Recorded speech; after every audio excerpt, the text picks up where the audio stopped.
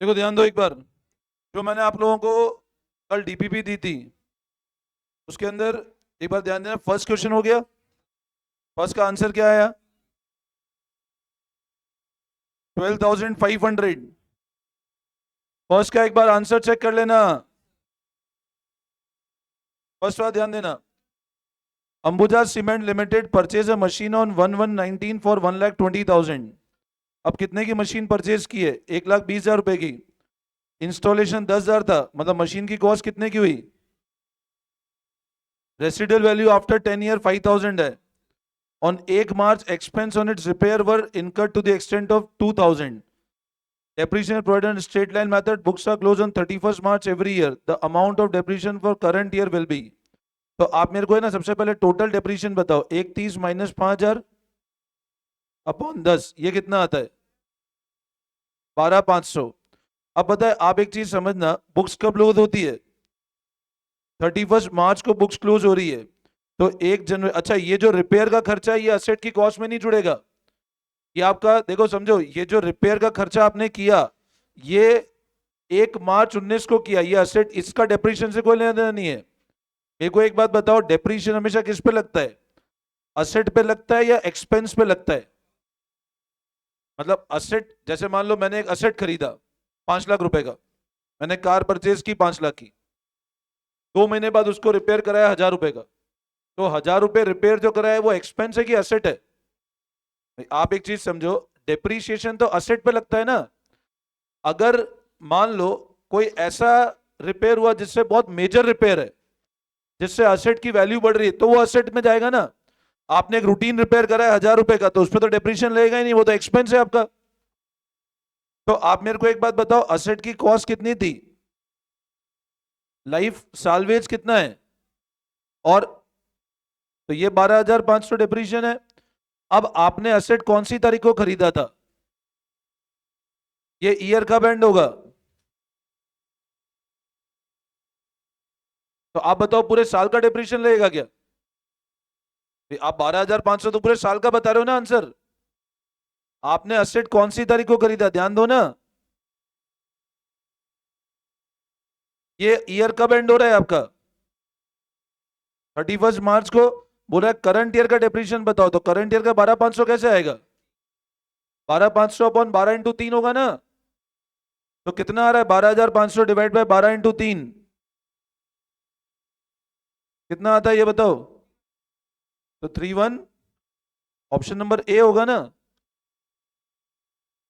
नहीं आया समझ में? आपने असेट कौन सी तारीख को खरीदा वो तो ध्यान दो। मैंने आपको पता है डेप्रीशिएशन में स्टार्टिंग में ही मैंने बोला था, डेट्स का बहुत बड़ा रोल है इस चैप्टर में। आपने असेट खरीदा 1 जनवरी 2019 को, ध्यान दो।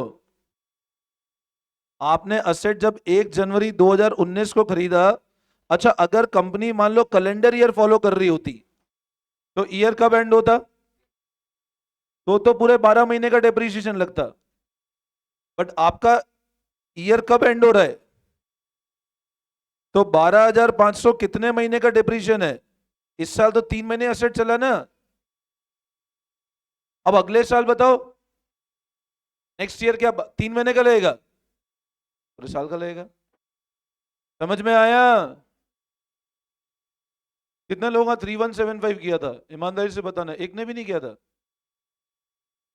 3,125 क्या 3,1? हाँ, कितने लोगों का ये आंसर आया था 3,125? बाकी ने 12,500 कैसे कर लिया? तो आइडिया होना चाहिए, अपने क्वेश्चन करें इतने सारे।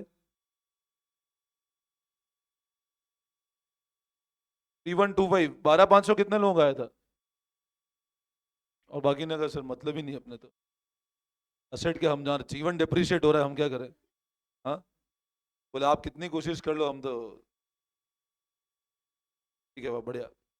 कुछ लोग ऐसे भी तो जो पैसा देने आवे इंस्टीट्यूट पे, ऐसे ऐसे हर बैच में बच्चे हैं पता है, जो इंस्टीट्यूट के लिए सोचते हैं। पढ़ने वालों का क्या मतलब, सोचते ही नहीं इंस्टीट्यूट। और वो कितने अच्छे बच्चे हैं, देखो, जो पैसे भी देते हैं। वो उस दिन सर ने एक बात बोली थी, निखिल सर ने, कि कितना अच्छा प्रोफेशन है, कुछ कुछ लोग हाथ जोड़ते हैं, पैसा भी देके जाते हैं, पाँव भी छू के जाते हैं, और डांट दो तो भी कुछ नहीं बोलते हैं। तो मेडिकल प्रोफेशन ने बताया, सीए का बताया, मैं उसमें और जोड़ने वाला, टीचिंग प्रोफेशन भी वैसे ही है, बच्चे हाथ भी जोड़ के जाते हैं। पढ़ते भी नहीं है और ढोक लगा के और जाते हैं, और दो डांट दो तो भी कुछ नहीं बोलते, है कि नहीं? तो बहुत बढ़िया प्रोफेशन है टीचिंग। और ऐसे ये नालायकों का एक आध बैच और बना, तो मैं तो बोल रहा हूँ और बढ़िया कमाई होती है, पता है? ना टीचर को इन्वेस्ट करना है, ना कुछ इन्वेस्ट करना है। उनको डीपीपी से ही मतलब नहीं है, बोले कोई मतलब ही नहीं है सर डीपीपी, फोटोकॉपी कॉस्ट दो तो ठीक, नहीं दो तो ठीक, वो खुश है यहाँ। मतलब हमारे इस प्रोफेशन में सबसे बड़ा फायदा क्या, पढ़ने वाले बच्चे तो क्या और डिस्टर्ब करते हैं हम लोगों को, बार बार सर ये हो गया, यूं नहीं हुआ, वो नहीं हुआ, है कि नहीं? ये बहुत बढ़िया बच्चे जो नहीं करके आता है ना, आई अप्रिशिएट दोज स्टूडेंट्स। ठीक है, चलो। और उनके साथ एक और फायदा, वो टेस्ट भी नहीं देते, तो कॉपी चेक करने का टेंशन भी खत्म। मतलब इतने बढ़िया बच्चे हैं, तुम सोच ही नहीं सकते, वो और कमाई देने आते हैं इंस्टीट्यूट को, है ना? चलो देखो, what will be percentage of depreciation under straight line in the following cases. Method कौन सा है बताओ? अब स्ट्रेट लाइन के अंदर फॉर्मूला क्या बताया था मैंने? पहले सबसे पहले अपन को रेट निकालनी है, अमाउंट अपॉन कॉस्ट। यहां गलती क्या करते हैं बच्चे, मैं आपको बता देता हूं, काफी बच्चे गलती ये करते हैं, अमाउंट के अंदर पता है क्या डिवाइड कर देते हैं, cost minus salvage value divide कर देते हैं। वो नहीं करना। अमाउंट ऑफ डेप्रीशिएशन में डिवाइड क्या करना है अपने को, कॉस्ट ऑफ द असेट। तो फॉर्मूला होगा amount of depreciation upon cost of asset, ये रेट ऑफ डेप्रीशिएशन का फॉर्मूला है। अमाउंट कैसे निकालेंगे बताओ? लाइफ। तो इसमें आंसर कितना आ रहा है? 10%। हो गया सब लोगों से? अच्छा, इसमें भी रिपेयर का कुछ भी नहीं करना है, इसके ऊपर डेप्रीशिएशन नहीं लगेगा, ये एक्सपेंस नेचर है। डेप्रीशिएशन सिर्फ ए नेचर कैटेगरी पे लगता है, असेट नेचर पे। ठीक है ना? बोलो इसमें कोई दिक्कत? अगला वाला, अ machine is purchase on 1 April 18 for 80,000, installation पे 20,000 था, तो टोटल असेट की कॉस्ट कितने की हुई? रेसिडुअल वैल्यू आफ्टर 4 ईयर 10,000 रुपए। Amount of depreciation straight line निकाल सकते हैं आराम से, 1 लाख माइनस 10,000 अपॉन 4, 22,000। इसमें कोई दिक्कत? तो थर्ड का ए पार्ट, जो लोग नहीं करके आंसर तो मार्क कर लो एक बार, ताकि जीवन में आगे कभी ये शीट आ जाए हाथ में तो करो तो आंसर तो होंगे। अगला देखो, ABC printer purchase a machine for rupee. अच्छा, ये फिक्स इंस्टॉलमेंट मतलब भी स्ट्रेट लाइन ही होता है, फिक्स इंस्टॉलमेंट का मतलब भी स्ट्रेट लाइन मेथड है। क्या आंसर है? बी। ये आ रहा है 1,22,500। बी नहीं आ रहा, हाँ ठीक है। परचेज किया मशीन 1 लाख पे, 1 अक्टूबर को एक और मशीन खरीदा 50,000 पे, डेप्रीशिएशन एनुअली था 10%, बैलेंस ऑफ मशीन अकाउंट बताना था। ठीक है, देखो 1 अप्रैल 2, अच्छा ये अपने को 31 मार्च 2012 का बताना है। ठीक है, देखो आपने कब खरीदा एक असेट, तो ध्यान दो ये वाला, 1 अप्रैल 2010 को खरीदा, कितने का? 1 लाख का। और एक असेट खरीदा 1 अक्टूबर 2010 को, कितने का खरीदा? ध्यान देना, ये 2 असेट परचेज किए अपन ने। पहला असेट खरीदा है 1 अप्रैल 2010 को, दूसरा खरीदा है 1 अक्टूबर 2010 को। अब पहला जो असेट था 1 लाख का, अपने को बैलेंस बताना है कौन सी तारीख को? बैलेंस मतलब बुक वैल्यू बतानी है। तो मेरे को एक बात बताओ, मेथड कौन सा है? 10% एसएलएम मेथड है। तो पहले साल कितना डिप्रीशिएशन लेगा 1 लाख वाले असेट पे, और 50,000 वाले असेट पे, बट कितने महीने का?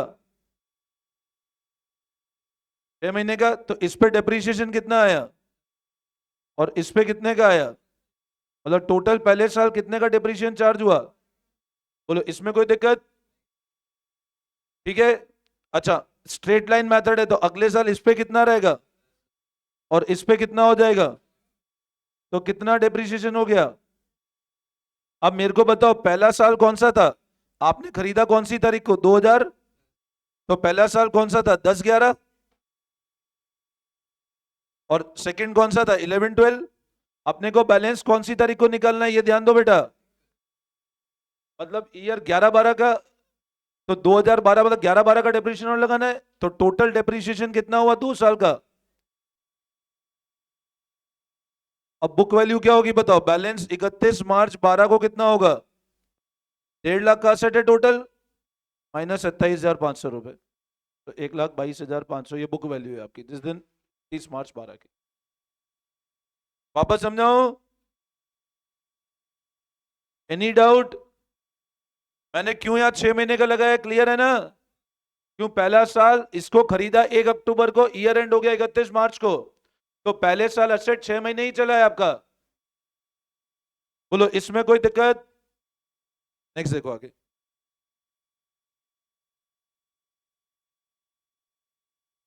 अगला वाला हुआ, अगला, हाँ, फिफ्थ वाले में ना, नहीं, machine find out the balance of machine account, ये तो एमसीक्यू है, मशीन अकाउंट का बनाना है। फोर्थ वाले में, फिफ्थ की बात कर रहे हो, फोर्थ की बात कर रहे हो? फोर्थ में तो डायरेक्ट अपने को आंसर निकलना है, अपना बैलेंस बताना है, तो अकाउंट कैसे बनाओगे आप, है ना? इसमें तो ऑप्शंस गिवन है ना अपने को डायरेक्ट, मतलब मशीन अकाउंट बनाओगे तो भी बैलेंस हुआ आएगा, बट इसमें आपको एमसीक्यू मतलब थ्योरेटिकली सॉल्व करना है इसको, ठीक है ना? अगला फिफ्थ वाला, फिफ्थ वाला वैसे कंसेप्ट मेरे को पढ़ाना बाकी है अभी, मशीन बेचा और ये वाला, ये फिफ्थ वाला मेरे को पढ़ाना बाकी है अभी, है ना? फिफ्थ में कराता हूँ, बाकी है फिफ्थ वाला। सिक्स्थ वाला हुआ, सिक्स में आंसर आ गया आपका, ठीक है, मशीन अकाउंट बनाना समझाना बाकी है मेरे को, बट ये लॉस 1262 तो हो गया होगा, अकाउंट बना लिया, वेरी गुड, बहुत बढ़िया। ये ऐसे मशीन अकाउंट में को प्रॉफिट लॉस समझाना बाकी है, मशीन की अकाउंटिंग के अंदर प्रॉफिट लॉस समझाना बाकी है, बाकी कैलकुलेशन में समझा चुका हूं। मैंने आपको एक क्वेश्चन कराया था जिसमें 4 केस थे, मैंने आपको एक तो 4 वाला केस वाला कराया था और एक अनसॉल्व भी एक कराया था मैंने आप लोगों को, प्रॉफिट लॉस निकालने वाला क्वेश्चन था एक, जिसमें 1,000 रुपए या 10,000 का डिप्रीशिएशन था हर साल का, तो ये वाला मैं अभी समझा देता हूं, ये वाला। अगला वाला हुआ सेवेंथ वाला, कितना रहा लॉस ऑन सेल, कितना, 35,000। इसमें अकाउंटिंग नहीं करनी, इसमें सिर्फ अपने को लॉस कैलकुलेट करना है, इसमें अकाउंटिंग नहीं करनी है सेवेंथ वाले में, सिर्फ लॉस निकालना है। तो जिनने नहीं किया वो 35,000 आंसर लिख लो एक बार, ठीक है, क्लियर है? अच्छा, कल मैंने स्टार्ट किया था WDV method. In the yesterday's class, we started with the another method of depreciation, diminishing balance या WDV method. उसका एक क्वेश्चन होमवर्क दिया था ना, हो गया वो वाला? अच्छा, मैंने आप लोगों को मशीन का लेजर बनाना भी सिखाया था, मैं एक बार क्विक वे में रिकैप करता हूं जो डेप्रीशिएशन में हम लोगों ने अभी तक पढ़ा। देखो, मैंने आप लोगों को ये पढ़ाया था, डेप्रीशिएशन बेसिकली हमेशा ध्यान रखो कौन से एसेट पे मिलता है। डेप्रीशिएशन को चार्ज करने के 3 फैक्टर्स है जिनके ऊपर डेप्रीशिएशन डिपेंड करता है। पहला फैक्टर कौन सा है, अगला फैक्टर, सब लोग अब ध्यान देना, बातें नहीं, depreciation is charge on which asset, सब लोग इधर ध्यान दो, depreciation is charge on which asset, tangible asset. Depreciation कितने फैक्टर्स पे डिपेंड करता है, एसेट की कॉस्ट और लाइफ। अच्छा, डेप्रीशिएशन के रीजन क्या है, usage, wear and tear, efflux of time और ऑब्सोलेंस ऑफ। अच्छा, डेप्रीशिएशन कितने मेथड से चार्ज होता है, पहला मेथड कौन सा है, सेकंड मेथड कौन सा है? इसमें डेप्रीशिएशन हमेशा किस पे प्रोवाइड किया जाएगा और इसमें हमेशा किस पे लगेगा, amount of depreciation same remain under which method. अच्छा, the amount of depreciation decline year by year under which method, WDV। जब भी असेट की सेल पे प्रॉफिट या लॉस निकालना है, कंपैरिजन कॉस्ट और सेल वैल्यू का करेंगे क्या, किसका करेंगे, कॉस्ट और सेल वैल्यू कंपैरिजन करेंगे क्या, किसको कंपेयर करेंगे, बुक वैल्यू किससे कंपेयर करेंगे। अच्छा, बुक वैल्यू का मतलब, बोलो बुक वैल्यू का मतलब, निकालते कैसे हैं book value, cost of asset minus cost of asset minus, तो वो क्या आ जाएगी आपकी, और बुक वैल्यू अगर ये बराबर है तो बोलो क्या होगा। अच्छा, बुक वैल्यू अगर ग्रेटर देन सेल वैल्यू है तो, और book value less than sale value है तो प्रॉफिट। बोलो इसमें कोई डाउट, वापस समझाओ, एनी कंफ्यूजन? क्लियर है यहां तक? फाइनेंशियल ईयर का मतलब, अच्छा ऐसा लिखा है 2010-11, ये फाइनेंशियल ईयर है कैलेंडर ईयर है? It will start on which date और एंड कब होगा? अच्छा मेरे को एक बात बताओ, 30 सितंबर 2012 कौन से फाइनेंशियल ईयर में आएगा? It will come in which financial year and which calendar year? 2000 calendar year में कभी ऐसे नहीं बोले 11-12, ये सिंपल ये कैलेंडर ईयर होता है, ठीक है ना? आपने 11-12 बोला मतलब ये कौन सा हो गया? Financial year. ये कौन सा हो गया? Financial year. बोलो आई बात समझ में? कोई डाउट? ठीक है चलो अब एक बार हम लोग वापस आके डिप्रीशिएशन पढ़ते हैं, आ जाओ। अब देखो हम लोगों ने अकाउंटिंग फॉर डेप्रीशिएशन में मैंने आपको ये चीज समझाया था कि असेट जब भी परचेज करते हैं हम एंट्री करते हैं मशीन टू कैश। ये फर्स्ट ईयर में एंट्री करी हमने। जब असेट पे डेप्रीशिएशन चार्ज करते हैं हम एंट्री करते हैं डेप्रीशिएशन टू मशीन, और राइट ऑफ करते तो हम एंट्री करते हैं पीएनएल टू डेप्रीशिएशन। ये 3 एंट्रीज हम लोगों ने डिस्कस की थी। बोलो इन तीनों एंट्री में कोई डाउट? अच्छा फिर मैंने आपको ये भी समझाया था कि ये वाली एंट्री, ये फर्स्ट एंट्री है, ये सेकंड एंट्री है, थर्ड एंट्री है। फर्स्ट एंट्री को हर साल रिपीट करते हैं। बोलो यस और नो? फर्स्ट एंट्री हर साल रिपीट करते हैं क्या? अच्छा सेकंड और third entry every year repeat होती नहीं होती है? फर्स्ट एंट्री तो जब असेट परचेज करोगे तब। अच्छा मशीन कौन सी कैटेगरी है? असेट। ये एंट्री फर्स्ट है कि सेकंड है? फर्स्ट। तो असेट एंट्री नंबर 1। डेप्रीशिएशन कौन सी कैटेगरी है? एक्सपेंस। एंट्री नंबर 1 और 2 ये राइट ऑफ किया, एक्सपेंस की सेकंड एंट्री। यहां तक क्लियर है? अब एंट्री नंबर 2 और 3 को कब तक रिपीट करेंगे? जब तक असेट सेल नहीं हो जाता, और जब असेट बिक जाएगा तो एंट्री नंबर 2 और 3 नहीं होगी। बोलो यहां तक कोई डाउट? अब एंट्री नंबर 2 और 3 अपने को समझ आ गई आप लोगों को? ठीक है, मैंने एंट्री नंबर 3 का भी लॉजिक आपको फाइनल अकाउंट्स में बहुत प्रॉपर बता दूंगा मैं, ठीक है ना? अभी आप इतना समझो, अब जब असेट सेल होता है तो हमको या तो प्रॉफिट होगा या क्या होगा? तो उस ईयर की अकाउंटिंग कैसे करते हैं वो लिखो। अब तो लिखो next heading,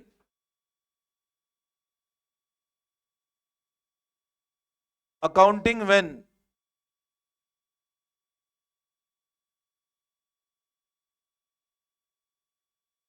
asset is sold. जब असेट बिक जाएगा तो अकाउंटिंग कैसे होगी?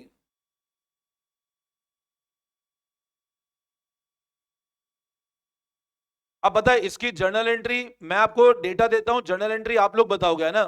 मैं डेटा डेटा लिख रहा हूं, आप जर्नल एंट्री बताना एक बार, ठीक है ना? देखो केस नंबर 1, मान लो book value on date of sale 50,000, sale value 30,000।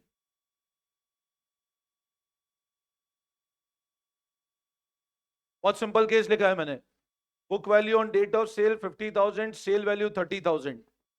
Journal entry बताओ, raise your hand and then tell. बोलो बताओ, सिद्धार्थ बताओ क्या जर्नल एंट्री होगी इसकी? नहीं आता है तो भी लॉजिक समझ के, जो कंसेप्ट पढ़े उनको सोच के बताओ। बुक वैल्यू थी 50,000 रुपए, सेल वैल्यू 30,000। सब लोग इधर ध्यान देंगे, बोलो एंट्री क्या करेंगे? जर्नल एंट्री बताओ।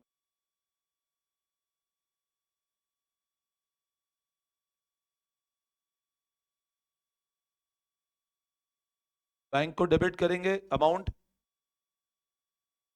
लॉस कितना है? अच्छा लॉस को डेबिट क्यों कर रहे हैं? एक्सपेंस और लॉसेस क्या होते हैं हमेशा? डेबिट। कौन सी कैटेगरी है बताओ? एक्सपेंस और लॉसेस कौन सी कैटेगरी है? Nominal category. कौन सी कैटेगरी है? अच्छा बैंक को डेबिट क्यों कर रहे हैं? अरे कौशल, असेट है इसलिए डेबिट करेंगे, और मशीन क्रेडिट कर रहे हैं, असेट कम हो रहा है, तो मशीन की कौन सी एंट्री? First second. बैंक कौन सी कैटेगरी है? फर्स्ट। और लॉस फर्स्ट, एक्सपेंस कैटेगरी है। तो बोलो इसकी जर्नल एंट्री क्या हुई? Bank account debit. अब ये ध्यान रखना, अभी लॉस है या प्रॉफिट है तो पीएनएल में जाएगा। पीएनएल का लॉजिक मैं आपको सब आगे बताऊंगा। अभी लॉस है या प्रॉफिट है तो पीएनएल में जाएगा, ठीक है ना। तो यहां लिख देना profit and loss account debit to machine.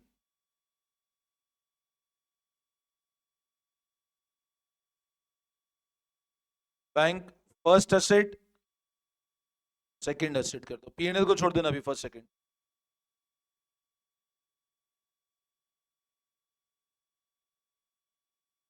बोलो इस एंट्री में कोई डाउट? अच्छा ये कब करेंगे? पहले साल कर देंगे, जिस साल बेचा उस साल करेंगे।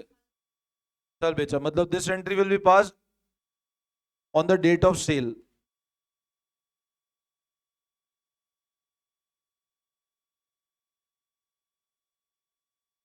बोलो इसमें कोई डाउट? क्लियर है? अच्छा मेरे को एक बात बताओ, अगर मैं इसकी लेजर पोस्टिंग करता सिर्फ इस एंट्री की,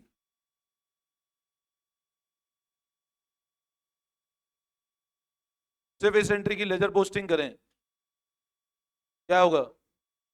बाय और बाय, हाँ 30,000।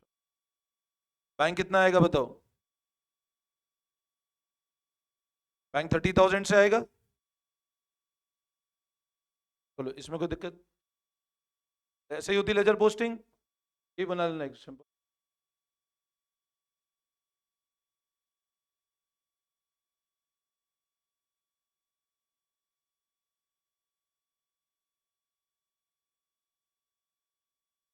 अभी तक मैं अज्यूम कर रहा हूँ चैप्टर टफ तो नहीं लगा है ना? 11th क्लास में बच्चों को सबसे टफ चैप्टर लगता है डिप्रिसिएशन। अभी तक सबको आ गया समझ में? यहां तक अकाउंटिंग क्लियर है इसकी, कैसे किया हम लोगों ने? फिर छोटा सा फॉर्मेट बना लेना, एक सिंपल है ना।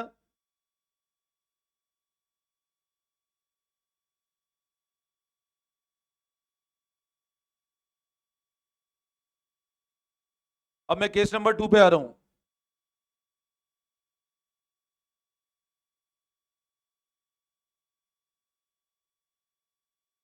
ठीक है, मैं केस नंबर 2 पे आ रहा हूं, ध्यान देंगे। अब ये हो गया, बता दूं? अब केस नंबर 2 लिखो। देखो cost of asset as on 5 lakh, sale value of asset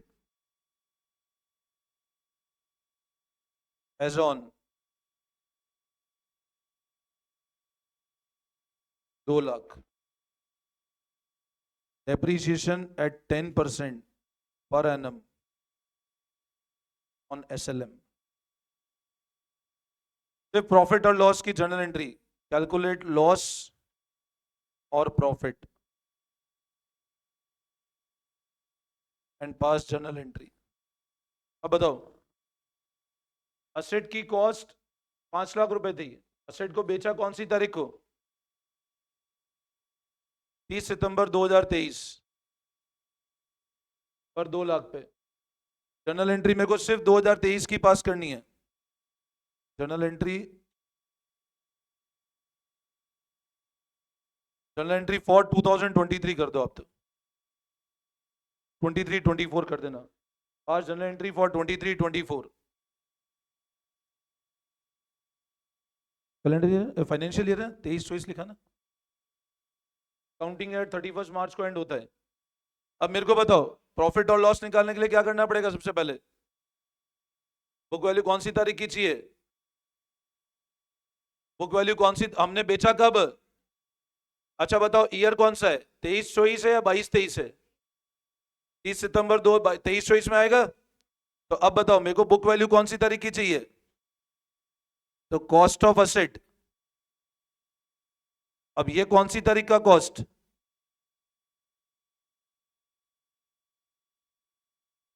सबसे पहले डिप्रीशिएशन कौन से साल का?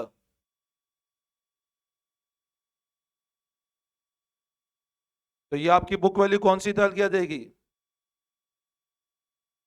4,50,000 रुपए। बोलो ये समझ में आता है?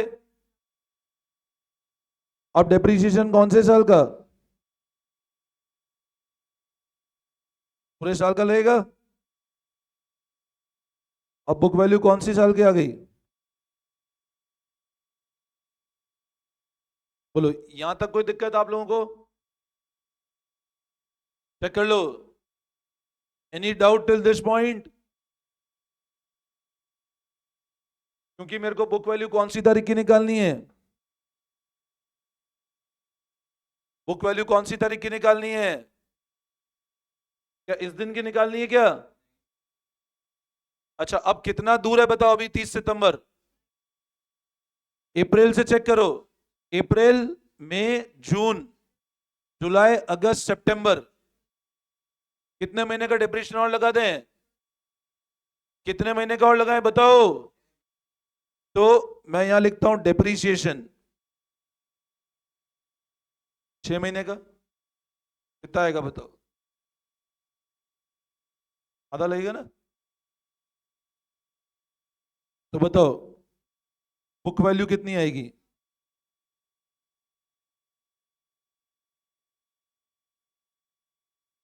और सेल वैल्यू कितनी है? 2 लाख।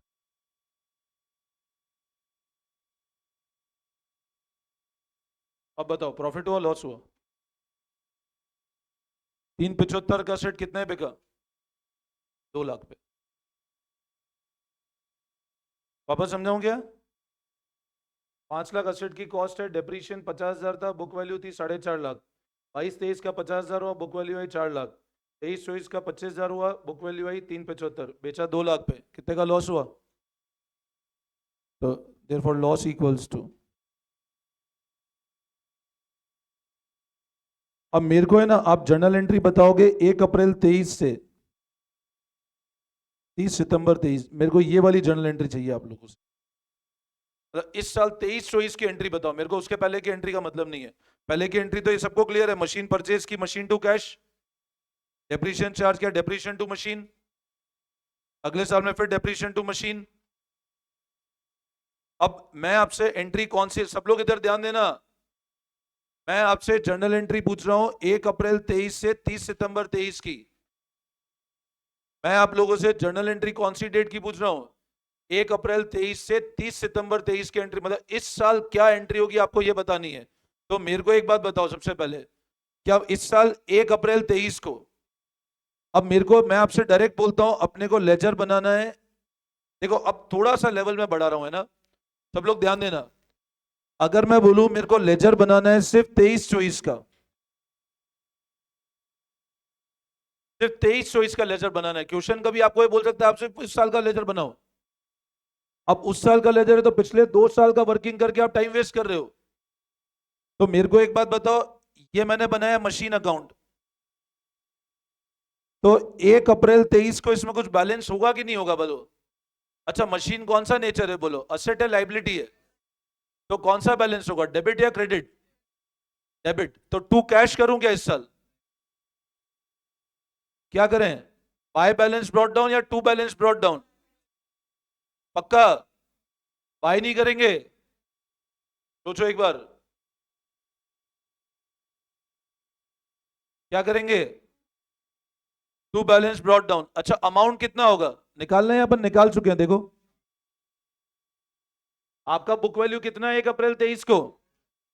अब सब लोग मेरी बात बहुत ध्यान से समझना, हमारा असेट 4 लाख का है, कौन सी तारीख को? इस असेट को अपन ने 30 सितंबर 23 को बेच दिया।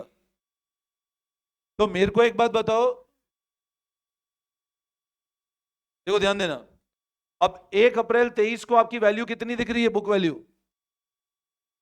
अगर अपने को एक, अच्छा ये असेट है लाइबिलिटी है बताओ, 4 लाख रुपए असेट है, इसका डेबिट बैलेंस होगा क्रेडिट बैलेंस होगा? डेबिट। तो 1 अप्रैल 23 को अपन स्टार्ट कैसे करें लेजर को? अमाउंट 4 लाख, बोलो इसमें कोई डाउट? ठीक है, अभी सिर्फ देखेंगे, कॉपी से बाद में करेंगे।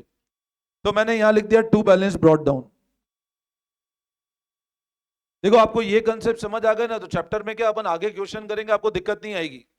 ठीक है, अब आप, मैं ना एक चीज बहुत सिंपल लॉजिक समझो, हमने ये एसेट को बेच दिया, तो मेरे को एक बात बताओ, डेबिट अगर 4 लाख है, असेट को भले ही बेचा 50,000 पे, कोई बताओ ये असेट एग्जिस्ट कर रहा है क्या? तो आपको क्रेडिट पूरा 4 लाख देना पड़ेगा ना। अगर मैंने डेबिट 4 लाख का दिया और असेट को बेच दिया, तो या तो अब तीन चीज से ही क्रेडिट हो सकता है। या तो अपने पास क्या होगा, पैसा आया, या फिर उस पे क्या हुआ अपने को, या फिर उस साल क्या लगा। इन तीनों को जब ऐड करेंगे तो ये टोटल क्रेडिट में कितना दिखना चाहिए। और मान लो तीनों ऐड करके 3 लाख ही दिख रहा है, तो आपने बैलेंस छोड़ दिया फिर असेट में, और जबकि वो बिक चुका है। भाई या तो पैसा आया, या डेप्रीशिएशन चार्ज हुआ, या उस पे क्या हुआ, लॉस हुआ। अब मेरे को बताओ इस असेट की सेल पे पैसा कितना आया, लॉस कितने का हुआ, और डेप्रीशिएशन कितने का चार्ज किया। तो देखो ऐड करके आ रहा है ना 4 लाख रुपए। अगर आपने असेट को बेच दिया तो जो बैलेंस बचना चाहिए क्या, तो क्रेडिट भी 4 लाख दोगे तभी तो डेबिट क्रेडिट मैच होगा क्या? समझ आया? अब मेरे को एक बात बताओ, जब मैं बात करता हूं 1 अप्रैल 23 की, आप बताओ ये 4 लाख क्लियर है आप लोगों को, इसमें कोई दिक्कत? अब मेरे को एक बात बताओ, इन दोनों के अंदर ये तीन एंट्रीज अपने को दिख रही है। हमने असेट को बेचा कौन सी तारीख को, तो इस दिन बताओ क्या सबसे पहली एंट्री क्या होनी चाहिए। असेट को आपने बेचा, अब बताओ इस साल का डेप्रीशिएशन लगेगा कि नहीं लगेगा जो बेचा हमने, कितने टाइम का लगेगा बोलो डेप्रीशिएशन। अच्छा बोलो डेप्रीशिएशन चार्ज करने की एंट्री क्या होगी, एंट्री एंट्री लेजर पोस्टिंग नहीं, डेप्रीशिएशन टू। तो मैं 30 सितंबर 23 को एक एंट्री करता हूं, डेप्रीशिएशन टू कितने रुपए से। अच्छा मेरे को एक बात बताओ, अगर मैं असेट को 1 अप्रैल 23 को ही बेच देता, अगर 1 अप्रैल 23 को ही बेच देता, तो क्या डेप्रीशिएशन लगता क्या? क्यों नहीं लगता? कि उस साल अपन ने असेट यूज ही नहीं किया। अच्छा बताओ इसका लेजर पोस्टिंग क्या होगा, बाय डेप्रीशिएशन। तो इसका लेजर पोस्टिंग हम कर देते हैं यहां पर, कॉपी बाद में कर लेना, एक बार इसको समझ लो। अब मान लो दो तीन तरह के एसेट हैं, तो अपन नाम से कर देंगे फिर एंट्री, M1 M2, मान लो 4 तरह के एसेट हैं, M1 M2 M3 M4, तो अपने को बताना पड़ेगा डेप्रीशिएशन किसका लगा है, M1 M2 M3 M4 का। बोलो इसमें को, अच्छा ये कितने महीने का था बताओ, इसमें कोई डाउट?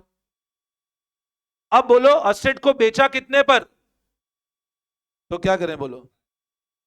अच्छा बताओ ये एंट्री करते ही असेट की बुक वैल्यू पे आ चुका है असेट 375 पे। अब बताओ असेट को बेचा हमने, तो क्या एंट्री करें, पैसा आया, कितना पैसा आया बताओ, लॉस कितने का हुआ, और टू। बोलो इस एंट्री में कोई दिक्कत, कोई डाउट? अब बताओ इसकी लेजर पोस्टिंग कैसे कर दें, बाय बैंक कितना, और सेम डेट को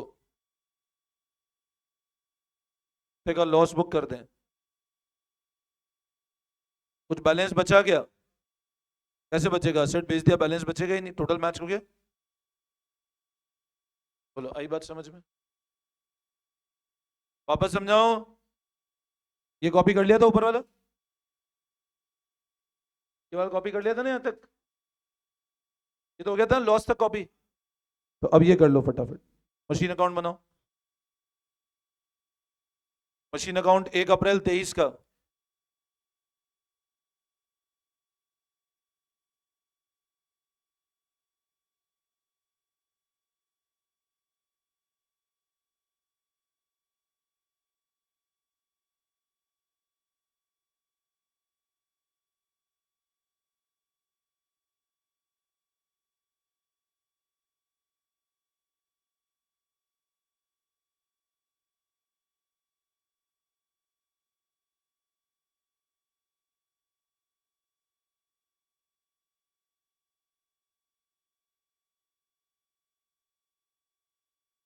ना लिया फॉर्मेट? हो गया? 1 अप्रैल 23, 30 सितंबर 23, डेट्स का ध्यान रखना बस।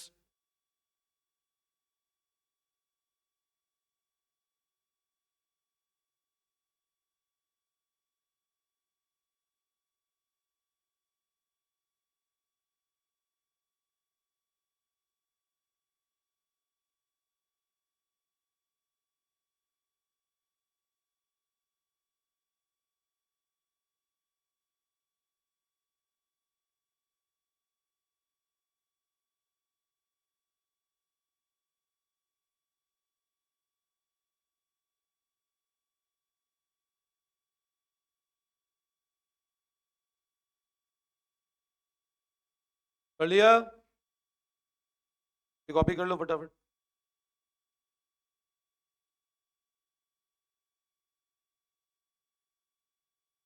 रिजल्ट कर लिया सबने कॉपी?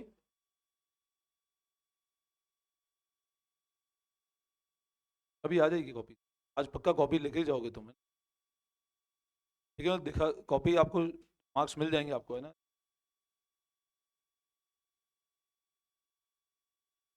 हो गया ये वाला?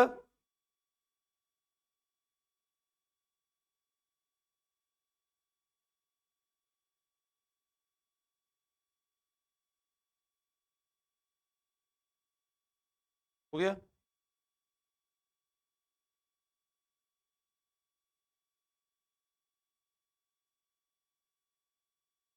अब ये एंट्री और कर लेना, ये एंट्री और कर लेना।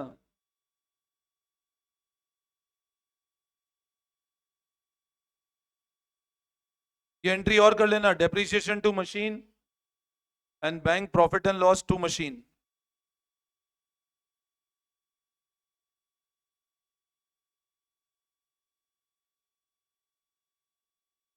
चलोगे? चलोगे?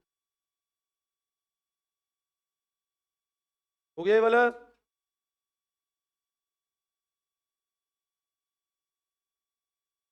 ये नहीं नहीं, ये 30 सितंबर को होगी, 1/4 नहीं है।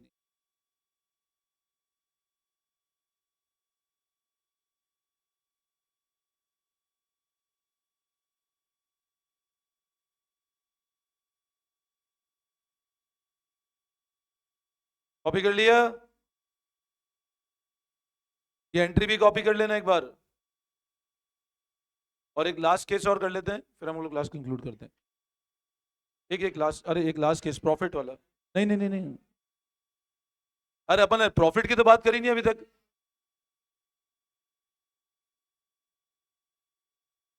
लिखो लिखो केस नंबर 3। अरे नहीं, मैं याद करके आया हूँ, ये तो मैं कराऊंगा इसे। मैं पढ़ के आया हूँ, ये मैं कराऊंगा इसे। तुम करते रहो भले, मैं तो करा दूंगा। लिखो लिखो।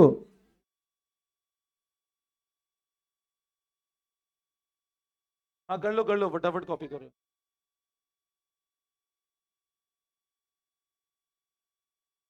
देखो केस नंबर 3। देखो आप बुक वैल्यू।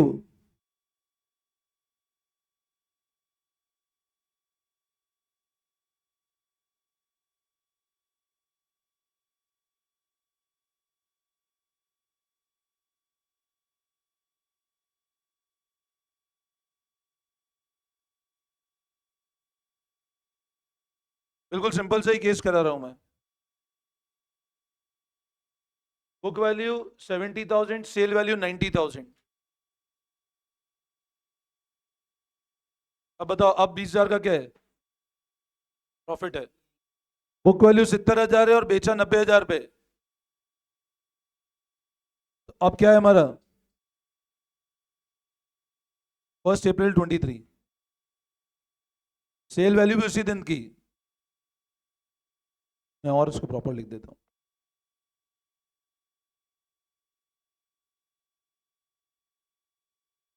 1/4/23 की है दोनों।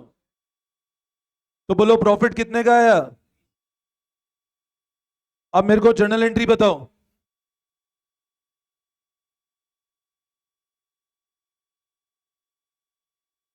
Bank PNL to machine. क्या पीएनएल को डेबिट करेंगे क्या? आपको पैसा कितना है, देखो इसमें है ना, आप सब लोग प्लीज एक मिनट ध्यान सुन लेना, सब लोग इसकी अकाउंटिंग ध्यान से समझ लेना। देखो मान लो मैं ऐसे एंट्री करूं, ये कितने से डेबिट करें, मैंने ऐसे लिखा टू मशीन, एक बार सब लोग ध्यान देना इधर, और फिर एक एंट्री और कर दी, ये एंट्री नंबर 1 है, फिर सेकंड एंट्री कर रहा हूं मैं।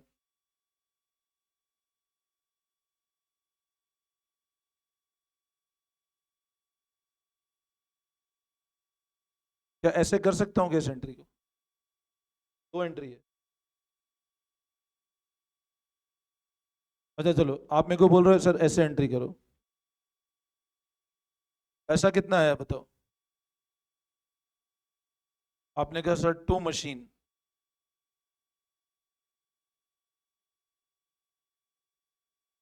बोलो ये एंट्री होगी क्या, एक बार सब लोग प्लीज ध्यान देना, कॉपी बाद में करना, कॉपी सब लोग बाद में करना, इधर ध्यान देना। बोलो ये एंट्री, ये समझ आती है सबको। अच्छा मैं इस एंट्री को अगर दो पार्ट में ब्रेक कर दूं, मैंने बैंक टू मशीन लिखा,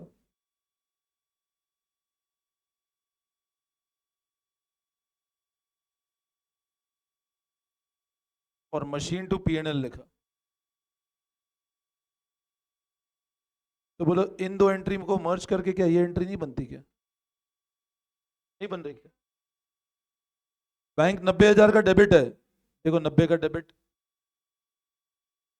मशीन क्रेडिट 90, डेबिट 20 है, मशीन क्रेडिट 90 डेबिट 20 है, तो मशीन में नेट क्रेडिट 70 बचा ना देखो,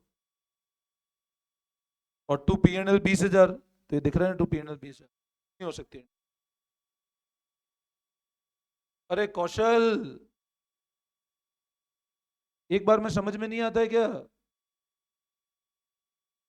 और तीनों लोग लगे रहते हो बातें करने में, पता ही नहीं पड़ता है। अब बोलोगे तो हमने क्या किया, उनमें लॉस ही है, प्रॉफिट हो ही नहीं सकता, इसलिए प्रॉफिट की एंट्री समझोगे ही नहीं। समझ में आया, बताओ कितना, इन दो एंट्री को मर्ज करके एंट्री बन रही ना ये वाली, यस और नो। अच्छा मेरे को बताओ, इस एंट्री की अगर मैं पोस्टिंग करता हूं, तो इस एंट्री की क्या पोस्टिंग होंगी मशीन अकाउंट में, आप बोल रहे हो सर बाय बैंक, कितने रुपए से, और इस एंट्री की क्या पोस्टिंग होगी बोलो, यस और नो, समझ आता है। ठीक है, तो अभी आप एक काम करो, एक बार ये वाली एंट्री कर लो सिर्फ, फिर उसको कल डिस्कस करेंगे डिटेल में, एक बार सिर्फ ये वाली एंट्री कर लो, bank to machine to PNL, bank account debit 90,000 to machine to PNL, सिर्फ ये वाली एंट्री कर लो, फिर कल डिस्कस करेंगे इसको डिटेल में।